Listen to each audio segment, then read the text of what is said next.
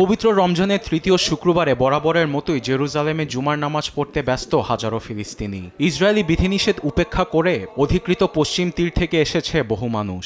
সিয়াম সাধনার মাসে মৃত্যু ভয়ও গ্রাস করতে পারেনি ধর্মপ্রাণ মুসল্লিদের। ইসরায়েল জুড়ে নেতানিয়াহুর বিরুদ্ধে প্রতিবাদের দুর্গ গড়ে ওঠার কারণে আতঙ্কে আছেন তিনি। জেরুজালেমে এসে ফিলিস্তিনিরা যাতে কোনো প্রকার প্রতিবাদ না করতে পারে এজন্য পথে পথে মোতায়েন করা হয়েছে আইনশৃঙ্খলা রক্ষাকারী বাহিনী। এদিকে পশ্চিম তীর থেকে আসা অনেক ফিলিস্তিনির অভিযোগ, জেরুজালেমের চেকপয়েন্টগুলোতে প্রবেশে বাধা দিয়েছে ইসরায়েলি নিরাপত্তা বাহিনী। এতে আল আকসা মসজিদে নামাজ পড়ার সুযোগ পায়নি অনেকেই, ফলে আবার ফিরে যেতে হয়েছে ঘরেই।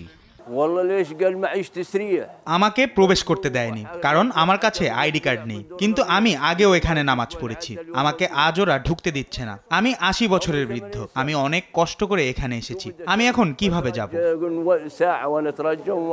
আবার কারোর কাছে আইডি কার্ড থাকলেও তাদের প্রবেশ করতে দেয়নি ইসরায়েলি বাহিনী।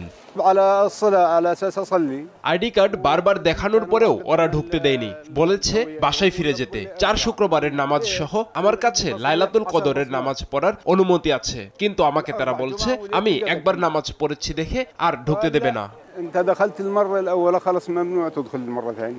পবিত্র রমজান মাসে নেতানিয়াহুর এমন অমানবিক আচরণের প্রতি ক্ষোভ প্রকাশ করেছে ফিলিস্তিনিরা। আল আকসা মসজিদে নামাজরত মুসল্লিদের একটি দোয়া, জেরুজালেম সকল ফিলিস্তিনির জন্য উন্মুক্ত করা হোক। আরবেদ আফসার, নিউজ ডেস্ক, দেশ টিভি।